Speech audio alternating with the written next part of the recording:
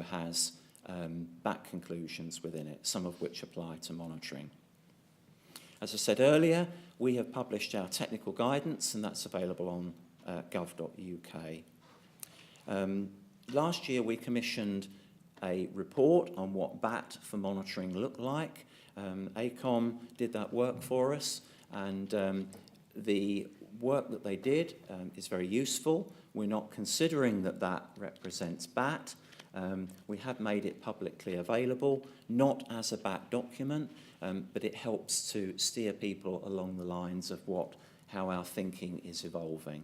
And the word evolving is absolutely crucial here, because BAT is a dynamic process. BAT is never, ever cast in stone, because the industry has to evolve. New technologies come along, those technologies have to be tested. They might not prove to be worthwhile.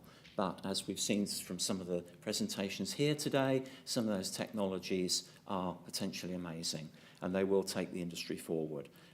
And those, when they go through the appropriate process, are likely to become BAT.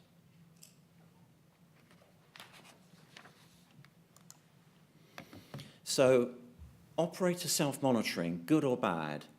We often get a lot of criticism from the public over this. Why do you let operators do their own monitoring? So if I can just explain to you how this happens. So we believe that operators should take ownership of their discharges, and therefore they will develop a monitoring plan, because they know their site best. They know their site better than we do. The standards required after that approval process are specified in the permits, and the operators are required to use UCAS accredited laboratories. There's chain of custody and all the usual checks. For groundwater, there is MCerts, which is our own monitoring certification scheme. And of course the EA carry out audits, and the operators never know when those audits are coming. We may carry out our own monitoring, especially in the early days of shale gas, but that will not replace the operator monitoring. And there's no inference there that we would believe that our monitoring would be any better than the monitoring that the operators are required to undertake, because the same processes take place. In other words, all of that monitoring will go through accredited laboratories and will be undertaken in accordance with BAT to the appropriate European standards. Only if we need to will we be taking enforcement action, but we hope that operators step up to the mark and understand the responsibility that is on them, not just to themselves, but also to other operators and the industry, because the public's eyes are on shale gas at the moment. So the scientific investigation in process at the moment, things that we are involved with or we have nearly completed, either alone or but usually with other partners, you can see here. Most important ones, I think, most important three are probably at the top there. Preparation of statistically formulated baselines. This, as I said earlier, is absolutely vital for regional air quality, so that we can actually have confidence in the data that we are presenting. 3D groundwater vulnerability, that's work that we're undertaking with the BGS, and natural deep to shallow geological pathways to better understand what fluid movements might be taking place at depth, because that is something that hasn't really been investigated from an environmental point of view in previous years.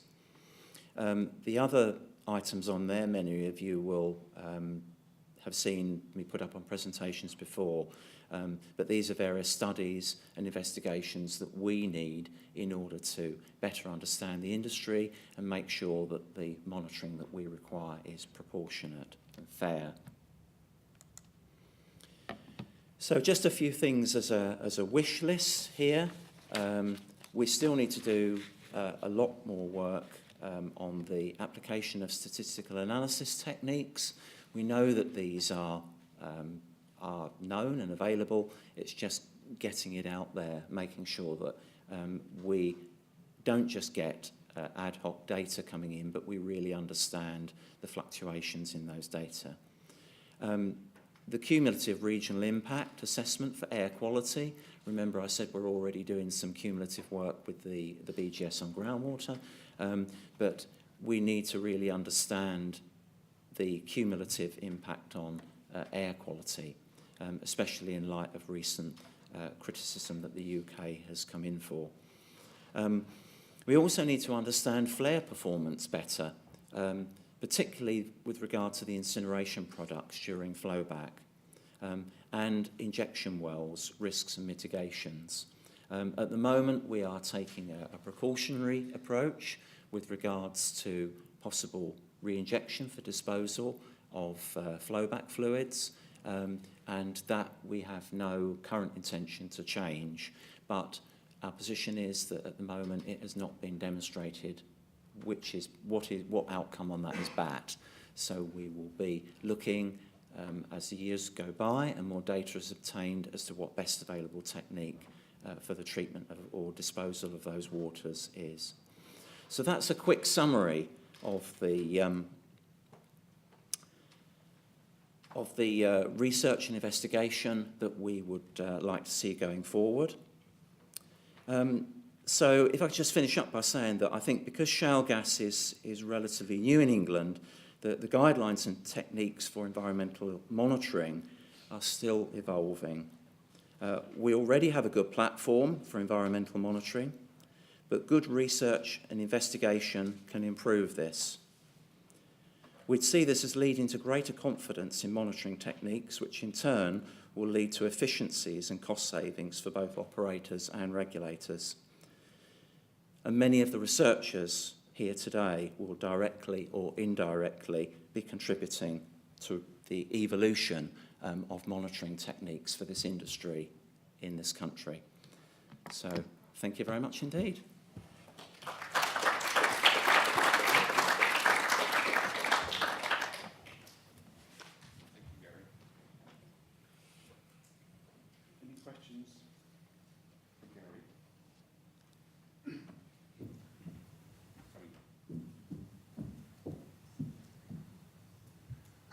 How much interaction do you have with regulators like the FDA for the pharmaceutical industry or the equivalents for the nuclear industry?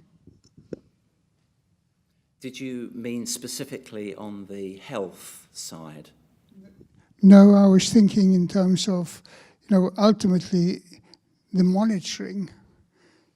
What you're talking about is exactly the same as those regulators do in those industries. That's true. We do speak with them. We speak with all of the other regulators that I listed earlier, including Public Health England. Where we can, we would do collaborative work. We wouldn't work on our own. But if we perceive that there is a need for additional monitoring that goes above what they are doing, then we will have to drive that forward, either alone or in partnership, or indeed it might be driven by BEIS. So it largely depends on who perceives that to be necessary. If I can give you an example, which is to do with well integrity, most of the work involving well engineering is within the domain of the HSE. However, there are associated environmental impacts if there's a loss of well integrity, but it's not within the HSE's remit. Although they do monitor, for example, well pressures, etc., it's not within their remit to monitor for the environment, and therefore we are working with those other regulators at the moment to make sure that we cover everything off. And if there are efficiencies and cost savings to be made by working together, then we do. Thank you very much.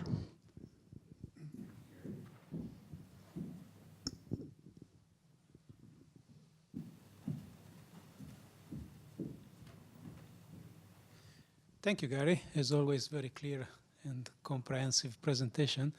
I was wondering about the flaring aspects. If I remember right, I was still in the US 4 or 5 years ago, there was a big movement in getting rid of as much flaring as possible from the oil and gas industry and the chemical industry as well.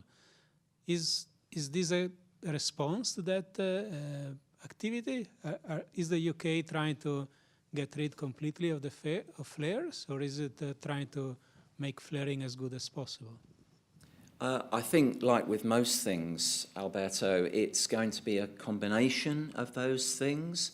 On the one hand, we have had conversations with the industry through their body, UKOOG, the UK Onshore Oil and Gas Group, and we have initiated some work looking at reduced flaring completions. So there is already some work and thinking going on to look at bespoke solutions to try to reduce the amount of flaring, because I think it will be perceived by the public if there's an extended period of well testing and that gas is just flared, that I think there will be a potential criticism of the industry for not making more effort to use that. We all know the difficulties in using gas before it's been properly characterised, so there will need to be bespoke solutions.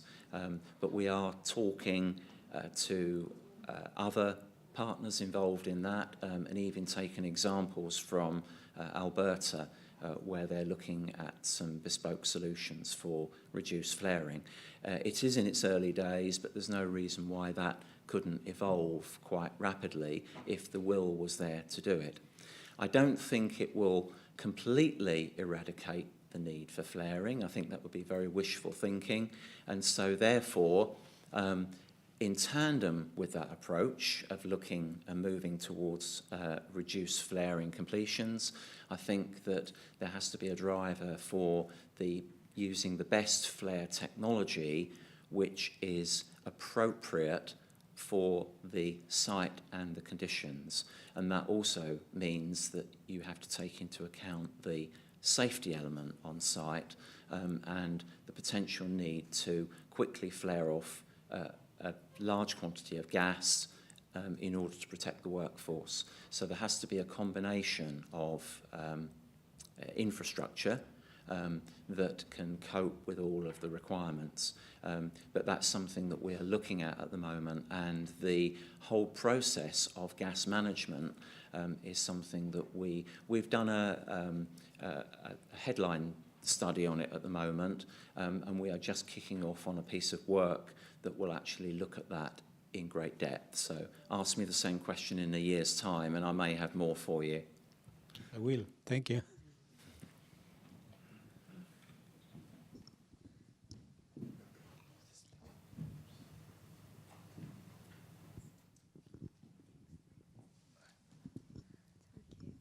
Hi, yes, you mentioned the potential for, with the example of gas flaring, public comment or public disapproval, and I guess I'm just wondering what kind of processes and mechanisms you have for incorporating public feedback and really responding to public comments. Did you mean that specifically from a monitoring point of view? Yeah, specifically from monitoring. Okay. So I think the main thing is that we have a commitment and we're driving towards making monitoring data freely available online as soon as it's collected. Ideally, as soon as it comes out the lab, we would want that data to go online, be available to communities.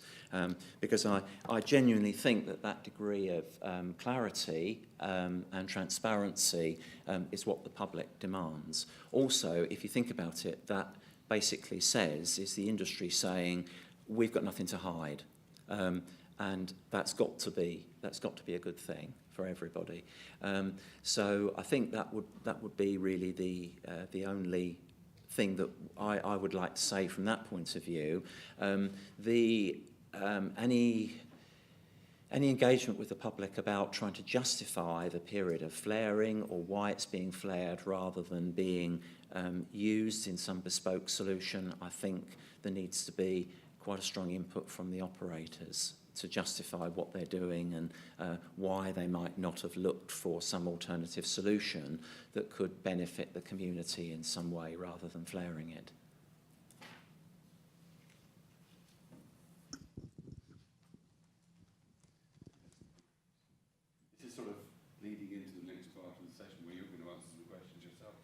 But I wouldn't want to answer this one. Do I run out the door now? What I didn't see in your presentation, and it was very good, but I couldn't see a link between the issue of microseismics and monitoring in there. And you talked about evolution of thinking. Now, there's quite a lot of controversy that the level of at least almost stopping the works is 0.5 right now on the momentum. Is there some thinking to address that? Gosh, that's quite controversial. Yes, I think I need to take it back to the relative roles of the organisation, of the organisations involved, the regulators. Let me be clear: there is a strong requirement for seismic monitoring from the Oil and Gas Authority, the OGA, and they have introduced this traffic light system with the numbers that you have just quoted as an amber, and then there'll be a figure for a red. From our point of view, we are concerned with seismic activity for a slightly different reason. Our concern is where it relates to, or could potentially relate to, a pollution incident, where pollution could occur. Now, when I say pollution could occur, I mean in the traditional sense, but I also mean in the sense that under the Water Framework Directive, which we are currently bound to comply with, or operators are, and we permit according to that, it is not permissible to have a direct discharge to groundwater. Now, like it or not, the way the Water Framework Directive is written, if there happened to be a groundwater-bearing horizon above the shale formation, which we'll call the target formation here, then if you deliberately discharged fluids into that formation, that is a direct discharge to groundwater, and we could not permit that. So what we require seismic data for is to demonstrate compliance with the Water Framework Directive. There's the key directives that we, as an environmental regulator, have to cover off in our permits. They are the Mining Waste Directive, the Water Framework Directive, etc., etc. So everything links back to those, and it's our job to ensure compliance against those. So a seismic event for itself is, in principle, not something which we would need to comment on, but we do in relation to the fact that it could be indicative that there has been escape of fluids or something has happened that the operator didn't intend, which might, in the eyes of the law, represent a breach of those permit conditions. So can I follow that up? Please do. Okay. So recent research looking at when the big seismic events occur has shown there's a relationship between a smaller event occurring, a shutdown, and then later a larger event occurs.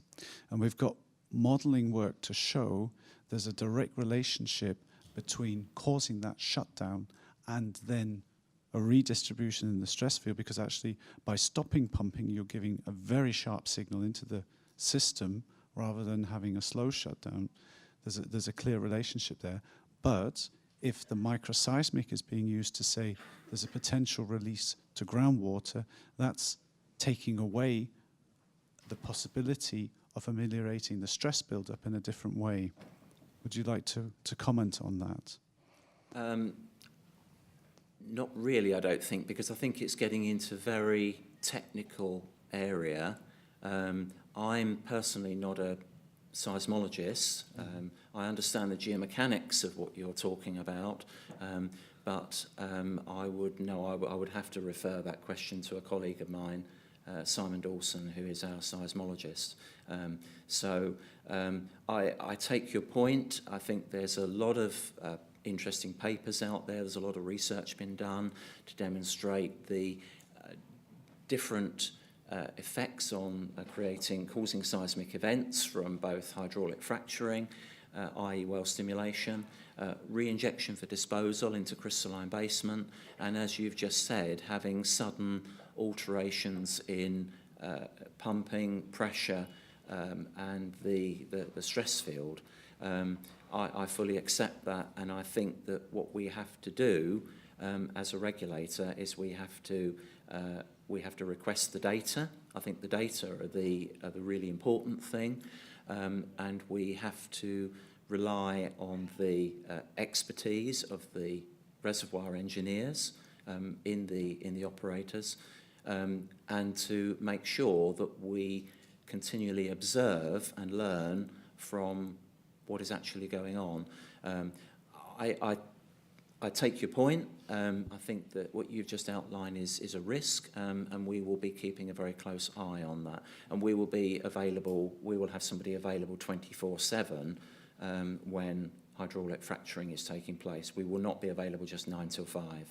Yeah, so really the question goes to the fact, how does the scientific community feed back potential further risks which are actually a consequence of the current best available practices?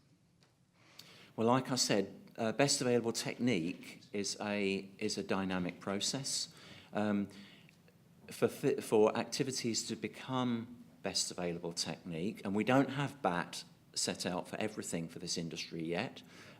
We've done a lot of thinking about it. A lot of it is set out in our technical guidance, and we are just working up the first frac plans with operators. So far, a couple of operators have put forward hydraulic fracturing plans, and I think this is a new area. But nowhere, to my understanding, in the world has been working on such low levels of seismic activity to call a halt to well stimulation. For example, the subsurface order number 2 out in Alberta, which relies to the Duvernay formation in the Fox Creek area, the amber is set at a magnitude limit of 2 and the red is at 4, which is considerably above what we are proposing over here. So all I can say is that the values that the OGA have proposed at the moment are comparatively low and would seem precautionary, and I think that would give enough leeway to look at the data coming back to then make a decision on whether those limits for amber and red are maintained at those low levels, or whether there is a room to increase them in the future. And I think that is something which will definitely be under review, but we do need to get some data back from the first few fracturing stimulations in order to look at that. One more question over here. Just have a question. It's our conversation moved on. Okay. I think we should move to the last stage. You've already engaged in a lot of answers there. Got a lot of business. Can I ask Jill? Oh, yeah, sorry.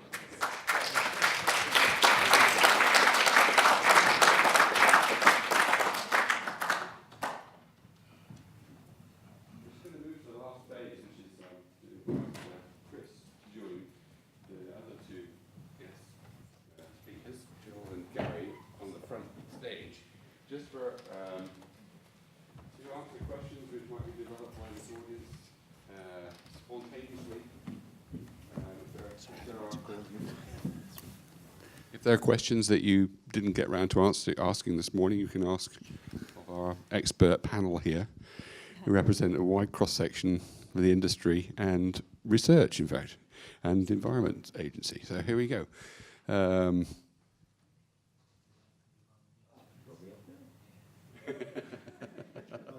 And Don would like to be up here too. We need another chair.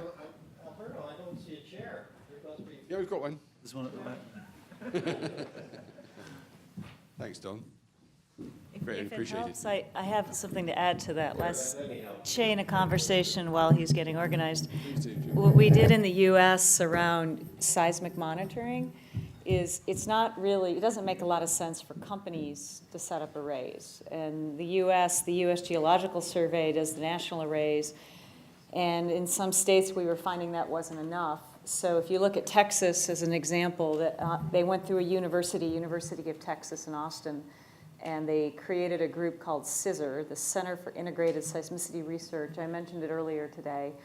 They have the BEG, the Bureau of Economic Geology? Economic geology. Yeah. They received funding from the state legislature to significantly increase the seismicity array.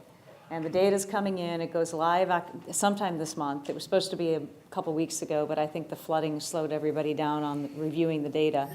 And so it's a public source of information that regulators at the state and federal level can look at for the state of Texas, and anybody can look at it. It'll be publicly available. Companies can look at it and make decisions and work on things, but you know, that doesn't put the state regulators in the role who are issuing the permits. It keeps it with the geological group to gather the data, and then the regulators could evaluate the risk and make decisions. So it's not putting it in the environmental permitting monitoring group. It's data coming in, and then anybody can look at it and use it. And just to clarify on that point, of course the BGS have got their national seismic array, and they had a grant to carry out additional monitoring, and they've put in a much more detailed seismic array in Yorkshire, where the early stimulation is taking place. So that won't be there permanently, but they have those additional arrays that they can move around the country and do work as necessary. And of course the BGS are looking forward to getting the data in on this and doing some interpretive work on it.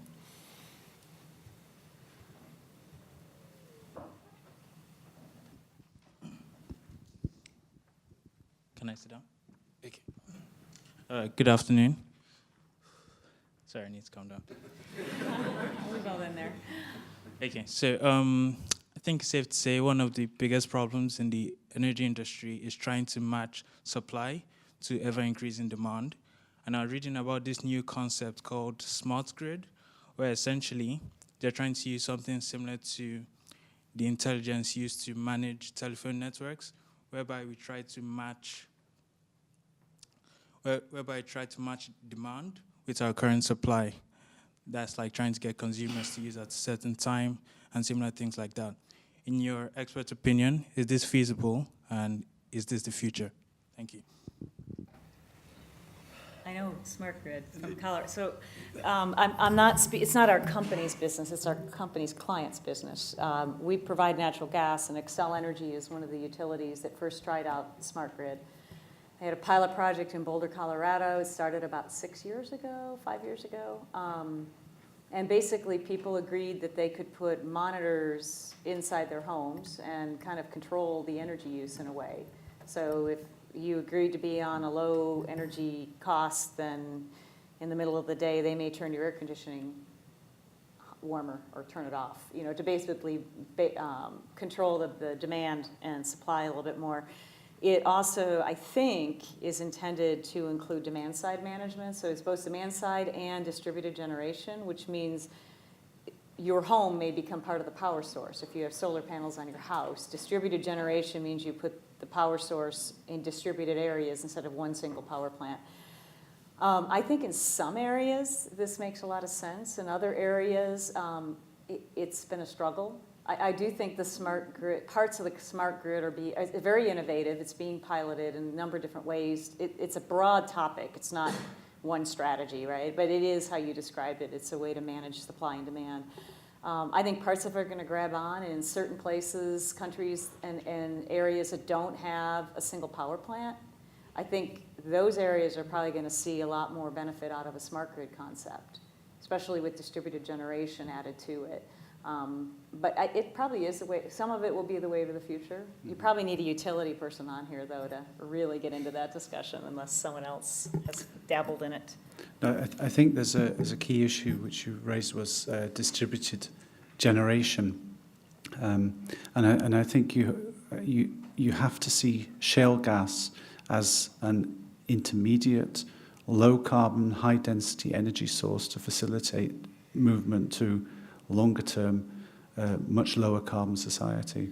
So I think it does have its use. I think it's going to be important, but you can't rely on solar or wind here in the UK unless you've got storage to facilitate your energy needs. So you would need a constant, reliable source to make a technology like that work.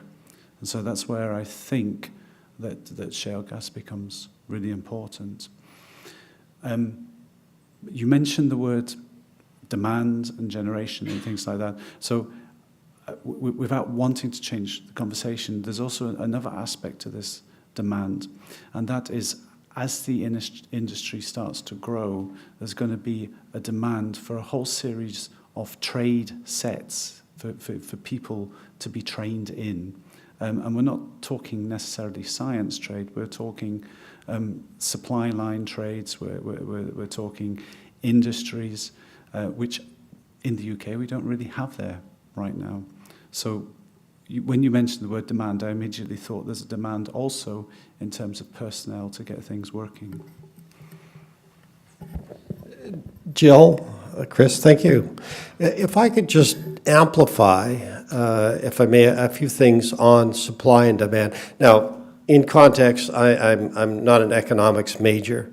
You can ask my wife about that. I mean, she's all the finances. But seriously, sometimes we have a rapidly changing society in energy, in supply and demand. And sometimes I'm going to use the word perceived supply. What drives our industry is not so much that we know how to measure the demand fairly accurately, but sometimes the perception of supply and the reliability of the supply side wildly changes the economics and the pricing structure within this commodity of oil and gas that we operate in. We're going through some very dynamic changes, but here's what we know. That there is approximately 7.8 billion people on this planet.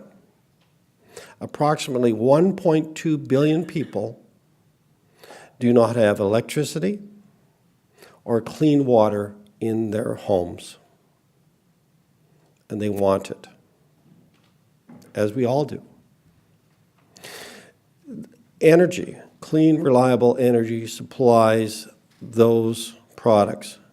Reliable water and electricity in their homes. So that at night, those young students, as yourselves, can read those textbooks that can educate themselves and become productive citizens of this world. It's our task to provide that energy reliably and safely and economically at the same time. So I think that supply and demands are constantly shifting and changing. We have a great challenge and opportunity ahead of us to supply that clean, reliable energy. Now it's dynamic.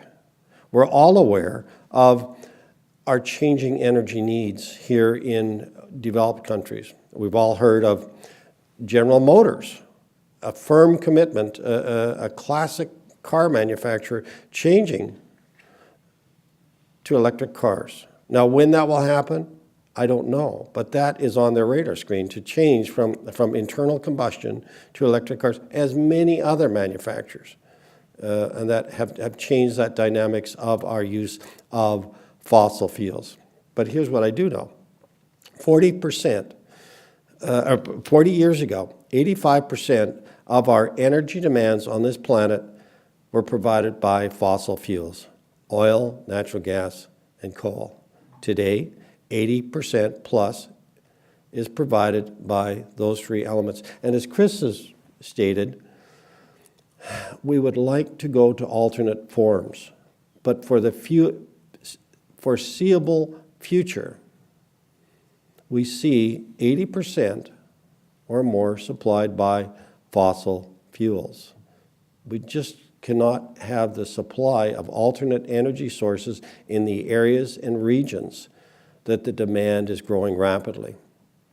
In the Far East, in the Middle East, in Eurasia. The supply of alternate energy just is impractical at the moment, and we're working on to change that. But I applaud your comments on supply and demand. I hope this added some answers. Thank you. It's been a long day. Any final questions?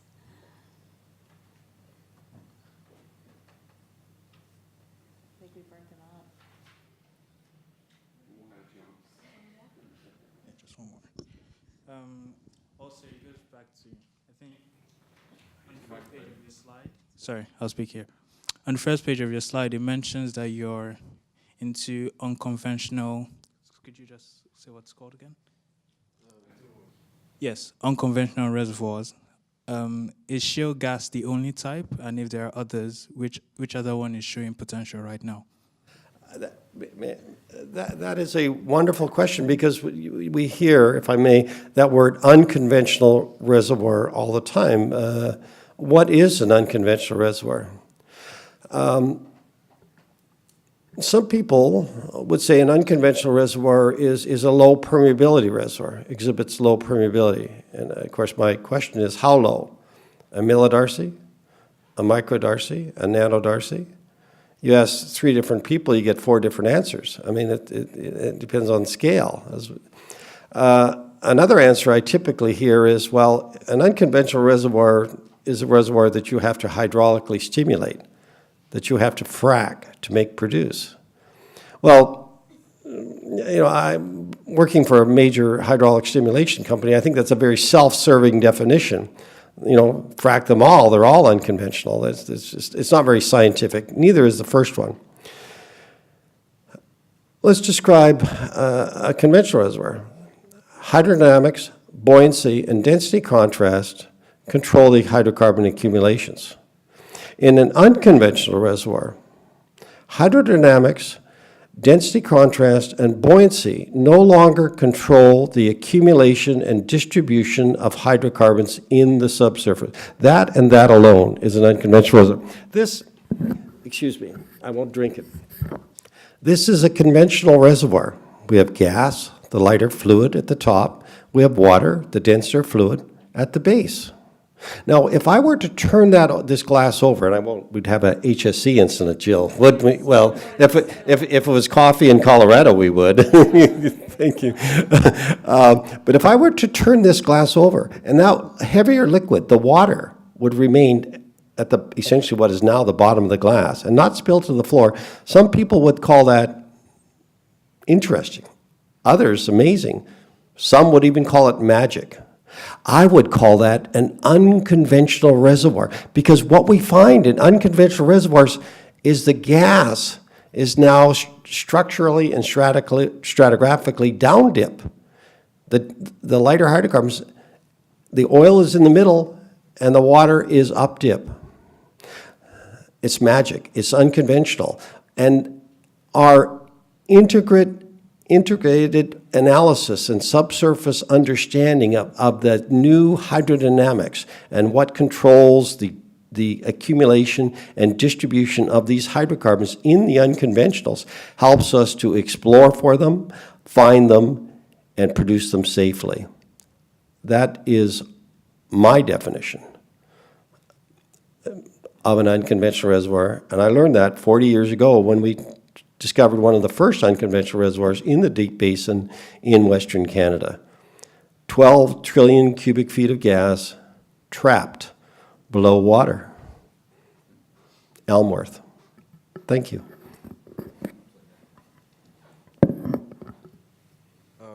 Hi. Going back to demand and supply, is there any way, do you see it possible, or do you see it any remotely possible if there's a way that, since you mentioned there's about 1.2 billion people who don't have access to clean water and electricity or any various forms of energy, doesn't it seem a bit impossible to you with the increasing demand of people who already have access to meet the demands of other people who don't have access, who remotely have access. I just need your opinion on this. Is there? Do you see it? Do you see it happening? Do you see it possible? I'm asking the experts. You're all the experts. I think so I'm going to focus my answer on shale gas. I think the thing with shale gas is we no longer have to target the trap structures which form the conventional reservoirs, and we now target the source structures, the kitchens, the cooking up areas, and that means we've got a much larger area, planet-wise, where we can gain the hydrocarbons from. So I would say just from that perspective, it brings the resource a lot closer to a lot more people than previously. So it's a step forwards. It's possibly not an answer, but it's a step forwards. I think it is a good question, and I think people are struggling with that. I think we have all the answers. It's probably challenging. Picking on the shale gas side of it, shale gas is a good complement to renewables. In some countries where they don't necessarily have a big grid and they're not going to build a big grid like we have in Europe and the US, combined source of, if you've got gas there, like in some places we operate in Africa, we have gas. That's what we're drilling for, onshore and offshore. If it's there and you can complement it with other things like wind and solar, if it makes sense, the question is, can they afford that, even that infrastructure? That's probably the most important question. And what makes the most sense for that community and that need? In a lot of countries, you don't need the grid like we have. You don't need every county or state or city or town connected. It's okay if they have their own microgrid. We have some professors in Colorado State University that work a lot with African countries on microgrids, where it's the town that has its own grid and it's not connected to another town. However, you need the backup. If you don't have the storage, you either be ready for rolling blackouts or you figure out a way to complement when you don't have the solar and wind, and that tends to be natural gas in a lot of these countries right now. Oil's a little different, because oil you put in vehicles. That's usually not used as much for heating and electricity as it is for mobile sources, and there just aren't as many good alternatives to mobile sources until the batteries get bigger in the cars and longer duration. The long haul truckers, and some issues people ran into with the hurricanes is they couldn't plug their cars in. They needed to find a gas station. So the hybrid cars, we have a Volt, and it is, you can put gas in it or you can drive most of the way to and from work on a battery charge. I have a Prius, my husband gets the Volt. He gets the geeky stuff. But it's a really cool car. And it's a great electric car. It's just I'm really glad it has a combustion engine too. Because when you can't plug it in somewhere or the electricity is down, you've got a way to move. And that's what we're learning. You need that backup in more than one way. Jill, thank you. And I think that's why we want to all move to Colorado, to be green. To answer your question, if I may just, I want to refer back to your colleague's question about supply and demand. To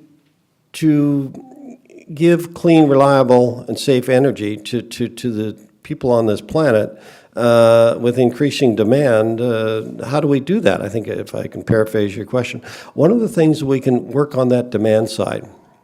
Let's look at the things what technology has brought us today. Here, in the last 10 years, we've gone from incandescent light bulbs in the United States to compact fluorescents, and now light-emitting diodes. Huge amounts of energy are used in developed countries just to have light in the office, at home, driving your cars. With technology, in this one specific area, we have reduced our demand by a factor of 80%. You only need 20% of the energy to do an LED light bulb in your home versus 10 years ago. If you multiply that by the total energy demand in the United States for light at home, office, driving, that is a huge amount of energy. And so to address continuing demand, we bring in technology. We bring in great scientific minds like those that are gathered here today to solve that supply and demand challenge. by bringing in new opportunities, new solutions. You've Don, got a great future Don, a quick in front comment. Okay, we've got 80% more efficiency, but I have to buy a new light bulb twice a year, even if it says it's going to last 5 years. I don't know if that's a general experience. That is true, by the way. Did you have another question? Did you have another question? Following up on what you said about shale gas, do you see an energy shift towards shale gas, like more consumption, maybe in different forms? Let's say transport. Do you see a shift towards shale gas or?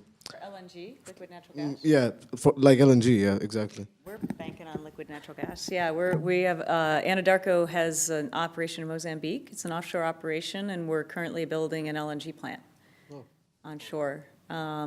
Europe and Africa, I think Europe's been a market for a long time for LNG, CNG, well, mostly LNG, but CNG as well. But yeah, it could be a commodity that's shipped for an alternative fuel vehicles. Again, in Europe, it's been done for a while. I'm not from here, but my husband being from the Netherlands, he grew up with LNG as an option at the tank. So that is something our company's invested in. Thank you. Thank you. All right. Everybody only really talks about the good stuff. Nobody really goes in detail to the problems. So where do you think students, fresh-faced students like us over here, how can we contribute to improving things right now? I mean, we don't really know what the problems are, so how can we even contribute right now? Nobody really goes into detail and tells us, these are the problems, these are what you can do to help us. So the H2020 projects are all identifying key problems. But if you were to ask me what one of the most critical problems are right now in the UK, it will be the treatment of produced water and producing enough facilities to deal with the potential surge in demand for that treatment, and then also consideration what to do with the radioactive norm material, which you will have, the disposal of that. There's not very many sites where you could get rid of that legally and properly. So I think there's a big field in terms of water treatment as a point.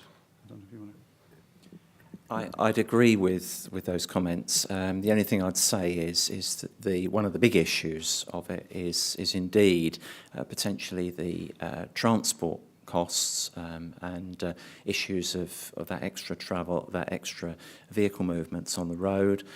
We are in England, we do have 3 sites which can take that radioactive waste. So we're not too badly off. But they do tend to be in the north of the country. So if somebody is a producer of that in the south, then there's quite a way to take it. So I'd agree that is a key issue. I think in terms of sort of monitoring emissions, one of the things that will be looked at in detail, and I'm not suggesting that the oil and gas industry is a major contributor on this, but they will, for reasons that you will probably be aware of, the degree of public scrutiny is very high on oil and gas companies, is the air quality issue. And I think a lot of the air quality issues will be from I don't want to point the finger here, but there are a lot of contributors to air quality issues in England. But the fact that there are a lot of people that are against shale gas or even hydrocarbons, even using fossil fuels, period, will give them an excuse to try to lay that blame on the oil and gas companies. And I therefore think that a lot of work needs to be done to make sure that the contributions are as low as absolutely possible, so that the evidence is irrefutable that the oil and gas activities are not contributing to air pollution. Or groundwater pollution. Well, yeah, or groundwater pollution, yeah, but that's an additional comment. Yeah, I would agree on the water technology. That's where you're seeing a lot of movement right now in the U.S. It's all the, if you were here this morning or at lunch, right before lunch, I showed a slide of like 22 companies, all oil and gas, upstream companies, all the majors. We've been working together for 5 years on water, technical water issues. Could be transport, storage, treatment's been a big discussion. And our federal government's trying to figure out what exactly do we need? Is it membrane technology? Is it the next innovation? I mean, water treatment is mechanical, biological, and chemical. So that's all we've ever looked at. And they're starting to say, well, there's a fourth possibility on water treatment. So that's an interesting one. For our customers, the utilities, for natural gas plants, CO2 sequestration continues to be something they try for coal or gas, and they're not quite getting there yet. But there's the long-term leak rate that you have to consider if you're going to try to sequester CO2. But that's an underground challenge that a lot of us are looking at, and it's not our emissions, it's our customers, the utilities emissions, because we don't operate utilities. But we care about it because our investors and others say that's our product stewardship, right? Our product, we're energy farmers. We put oil and gas on the market. We don't tell people how to use it. It's like when you're a corn grower, you put corn on the market, but they don't blame you for obesity because you're just putting a commodity on the market. We're putting a commodity on the market, and we're really glad everybody likes to buy it. That's great. They may feel bad about it sometimes, but hey, they're using it, and we like that. We owe responsibility to reduce our emissions and our risks, and we keep doing that. You asked, what were the big issues left? I do think air quality continues to be a good one. I would say, though, go also to the end of the utility and think about what can we do to capture the CO2. Because that's not what we can do, but it is an important part of our product stewardship.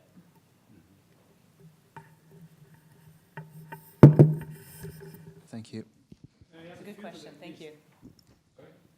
Can I add a few to that list? If I remember right, some discussion we had in the European context, emission from aging pipelines is something that is affecting the environment.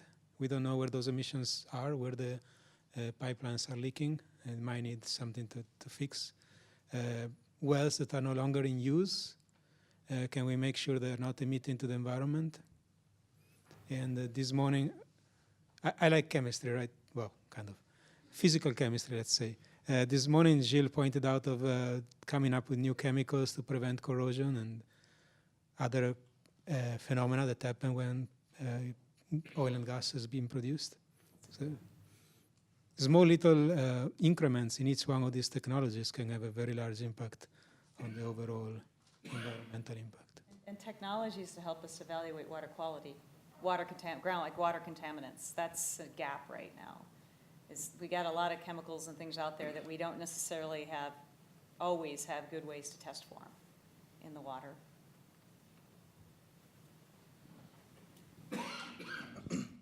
Sir, my question is kind of on corporate social responsibility. So when trying to decide on a new public engagement, how much does the economic ramifications or potential, customer, public, how do I put this? Sorry. How much does the economic side of it come into play? Or is this just purely on we're trying to improve the environment and we're trying to make everybody's lives better? Want to do Halliburton? You want me to? Okay. I'll try to keep it quick. So if you notice the order of my slides, I started out talking about the community, the environment, and the economic slide was midway down that second half.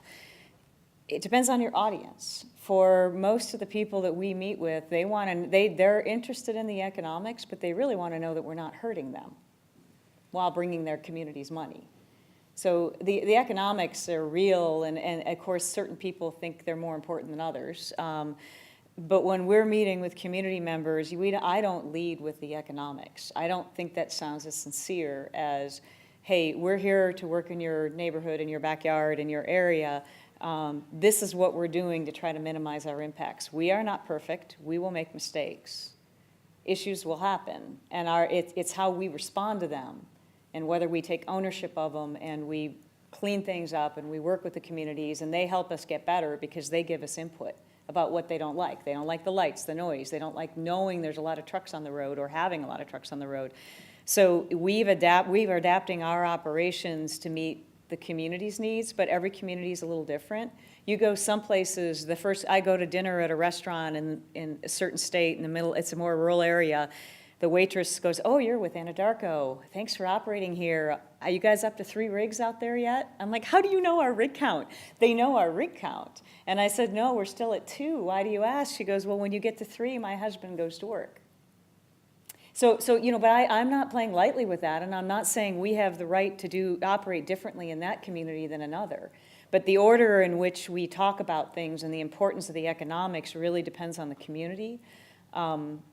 But to us, operating safely and environmentally appropriately comes first. We have to make money, there's no question, but we don't rub it in their face, here's how much money we're bringing to your community. We say, if you're interested, here's the information. This is what it's adding to your economy. So it's a balance. We don't always get it right. We're humans. We will never always get it right. But I do think we have to say how we're protecting them first, what we're doing to protect them. It's a good question. I don't think I've ever gotten that one.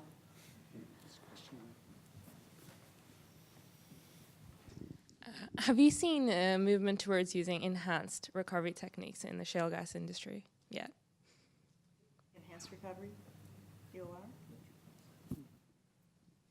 Enhanced recovery in shale gas. I'm sorry, could you repeat that, please? Is there a movement towards using enhanced recovery techniques Like in EOR, shale gas? but for gas? Like CO2 being injected? Young lady, you are ahead of the curve. That is absolutely, yes. In organic rich mudstones, in these shales, enhanced recovery of both the gas and particularly the liquid rich, the oil shale, and the oil liquid rich mudstones is one of the hottest topics of scientific investigation within North America. How do we increase our recovery factors from, I'm just going to send out some speculative numbers here because it's in huge debate what volumes we're actually recovering versus what original hydrocarbons are in place. But if we increase our recovery factors from 5% to 7%, that's huge volumes of energy that we're and products that we're bringing up from the subsurface with no increase in infrastructure, with no increase in surface footprint.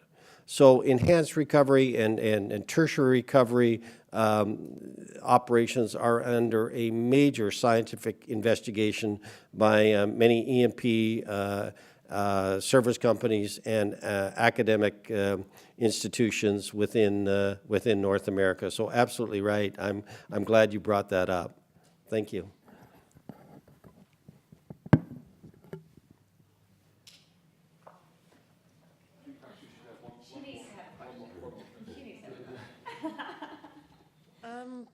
Well, it's sort of a two-part question-ish. I suppose it seems like there's some sort of shift into unconventional kind of what's the word? Yeah, because the readily available, the conventional stuff is becoming less available. Is that what's driving this sort of shift into unconventional? Because unconventional is usually not as easy to get at, that's the idea. I think the answer is yes. I mean, the information is available. You know, let me morph that, if I can, a little bit more on the availability of data, information, and technology. Let's look at the Williston Basin, specifically North Dakota. I'm going to go a little bit off topic here. Back in 2002, the Middle Bakken Dolostone was discovered in Montana, the neighboring state, in a field called Elm Coulee in 2002. At that time, the government of North Dakota, the state of North Dakota, decided to make their information, their technology, their data available on the public domain, everything. And made that information available to the public, to oil and gas communities, to investors, and that very comprehensively. People, individuals, companies looked at the data and saw similarities between what was going on across the state line in Elm Coulee and what was going on in Williston Basin with the Middle Bakken. In 2007, 5 years later, the first wells were drilled again in the emergence of that particular Bakken play, of that unconventional reservoir. And the rest is history. The North Dakota state went from essentially, I'm going to say, a low, minimal amount of oil to over 1 million barrels equivalent today, producing today. But more importantly, all the benefits to the community that Jill has so graciously shared with us in the great state of Colorado has also been transformed with communities, with education systems, with infrastructure additions, not only for the oil and gas, but for the citizens of that state. It works so well, and that leasing renting an apartment in North Dakota became more expensive than renting the same apartment size in New York City. I mean, the citizens, no matter whether you're in the oil and gas industry or not, you were still affected, and their net disposable income during that particular time was the fastest growing of any state within the United States. So it was a huge economic uplift for the state by managing that wealth and that prosperity and that energy properly. So sharing, the fact that the state recognized to share information openly, freely, and with transparency positively affected every man, woman, and child within the state of North Dakota. Well, you did go off topic a bit, because the second part of my question was going to be, does a sort of peak concept apply to unconventional reservoirs now, and if so, when is that sort of peak likely to be anticipated? Is it like 50 years or much further into the future? Or I'm sorry, you're just drifting off just a little bit there. Okay. The peak oil concept. Okay, right. You have to hold it quite close. This peak concept, does that apply to the unconventional reservoirs too? And if so, when is that likely to happen? Peak oil. But with for unconventional reserves. What an interesting. I'm sorry. What an interesting question. I think the theory of peak oil and well decline, and we saw some illustrations of that today, how quickly we have a drop in production, and I think Anadarko and all the major and shale players of the world realizes that they come on strong but rapidly decline. Yes, there will be a peak in any field, in any basin of oil and gas production out of these shales.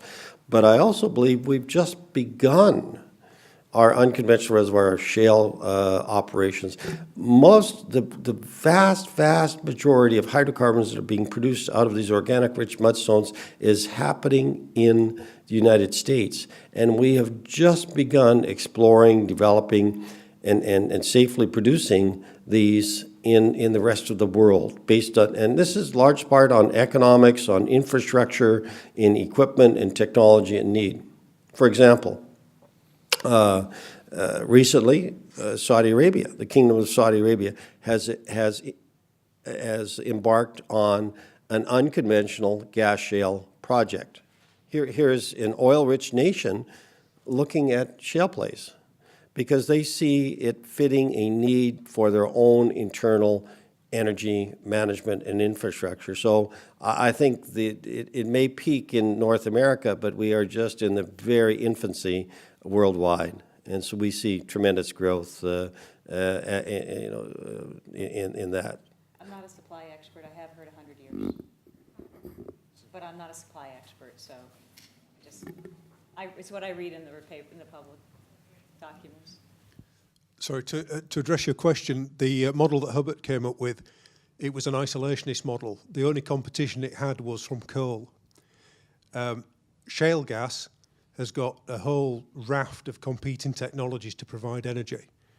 So what it comes down to, it's not a resource-led model, as in how much is available versus how much we use. It's an economic model, as in which is the cheapest. And that's what that's the model shale gas is up against. We could very well see that shale gas falls out of fashion on a cost basis because other alternatives, they deliver a better cost point for the product. And that's not because they are intrinsically any better, but traditionally renewables are closer to users' markets. There's things coming along like coal mine geothermal. We're overcoming the intermittency problem with wind power and solar. And once those technologies get up and running, and they will do, they'll give shale gas a good run for its money. Oh, I see. Great answer. Thank you. So I've got a question on the panel. So there's been quite a lot of concern about boom and bust. And visiting the Marcellus Shale producing region about 2 years ago, there were a lot of secondary industry standing empty, and a lot of well pads which had been bought up, or at least the rights to the minerals bought up by companies, but they weren't being produced. What's the current state, given that the gas price is still falling? What's the current state in the US? Where are we at? Jill? For boom and bust or for Marcellus? Well, for boom and bust. Oh, well, we like boom and bust as little as the communities like it. I mean, it's not a good way. Businesses don't like this either. So I think if you look at the prices of oil, we're more oil than gas. While we don't like them low, we don't like this either. So if they're staying, and I think they seem to be kind of staying in a lower price zone. Again, I'm not a supply pricing person, but they seem to be staying in a lower price zone, which means you'll have less fluctuations. You'll have less coming into an area and leaving an area as much. The certain operators, I can't speak for everybody, we try to work with the communities so they're ready for it, because you see it over and over again. We're not the only industry, but it does tend to happen to this industry because it's a commodity and the prices go with the market. You know, we don't control the prices, obviously, that would be illegal. So you know, the prices are going, and in some plays, if the price is so close, the cost of pulling it out of the ground is so close to the price of the market, it doesn't take a lot for you to shut in all new drilling. You might let production keep going, but you might not do any more wells. And then eventually you might even shut in your production and save it for when the prices go back up. We don't like that either. We don't like boom and bust. We don't like bringing staff in and then moving them out and bringing them in. So we try to work with our communities to prepare for that, because with the commodity market, we're going to have certain times where we don't control, we have to shut something in. And I think the communities that are longer term, have been longer term oil and gas fields, like in Wyoming and Texas, they've actually adapted to that. I'm not saying it's perfect. We don't like it. They don't like it. But we've learned how to help them save for the rainy day and not spend it all in the good years. That's kind of the basics. But I don't know if we're still boom and bust. Boom and bust is not just oil and gas. It's not, but we're commodity, locality-driven commodities, so. All sorts of things controlled. Oh, all kinds of things, yeah. But there is an understanding behind it which says that when you've got the boom, you've got to save for the bust, Yeah. and prepare for it. And I think that's really important. I don't think the mining industry sees it that way. Last question. Way to control the room. Last question. Okay, so he sort of alluded to it in his answer. Obviously, you guys seem very excited by shale gas. Realistically, how much are you worried about competing technologies, especially renewables, both in terms of the ease at which it's becoming to access them and the public perception that they are better than fossil fuels and all of this? I don't know what I would say about that. Do you have a comment, or? Particularly, I suppose the only thing I would say is that some of the work that is being done on the Horizon 2020 projects that many of you have an interest in could be transferable to other things. For example, down in Cornwall, we've got a number of deep geothermal projects which people are considering at the moment. So some of the technologies around drilling and the fluid flow transfers, etc., and fluid rock interactions might well be valuable spin-offs on that. But at the moment, we don't know anything about the economic model of that. And it could be like John said there earlier on, that there's a price point here for energy and comparison between various different sources of energy. But I'm not an industry person at the moment, so I don't think it's appropriate for me to comment any further on what may or may not happen. When you look at all the calls and the research, they talk about an energy mix. And I mean, from an academic perspective, shale gas offers a fantastic opportunity, but it's not the only opportunity. So, yeah. Thank you, Jill. You said an important phrase, the public's perception.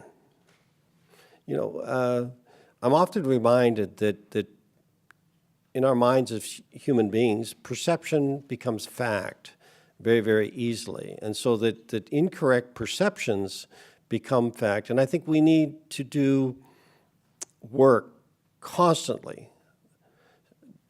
So much of the work that Anna Darko has been progressive and shown leadership in is to make sure the facts are established and it's not an incorrect perception. Our lives today are bombarded by what has been termed fake news. And there is certainly a lot of fake news in the oil and gas industry. Now, there is a lot of real news as well.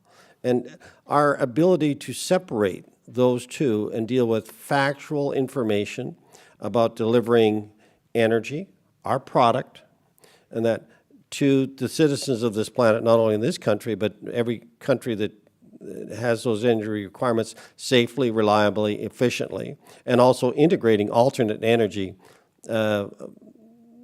procedures and processes is an important part of our duty, our due diligence.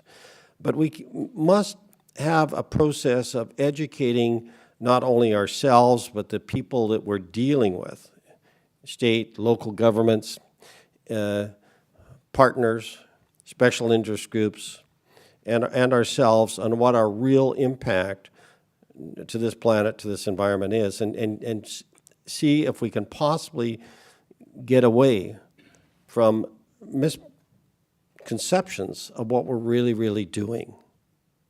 I think that's our challenge. Thank you. Sorry for interrupting, but just to address your point about what happens after shale gas, as geoscientists, the work that you're doing that's framed within the shale gas forum on porosity, permeabilities, fluid flow, all that work is directly applicable to geothermal, compressed air energy storage, nuclear waste disposal, carbon storage. So as one conventional energy stream drops off, the knowledge and the skills that you've acquired are directly applicable in many other subsurface energy fields. The future is very bright for subsurface geoscience. Thank you. That's a good comment. That's a good point to end on. Yes, 4:30 on a Friday. Yeah, fantastic. Thank you very much to our expert panel and to everybody for attending and for all our fantastic speakers both this morning and this afternoon, and especially for people who presented posters outside as well, made the effort and put those up too. I really appreciate those. And watch this space. Watch this space. There will be another one next year. Okay, hope you're at that one. Thank you.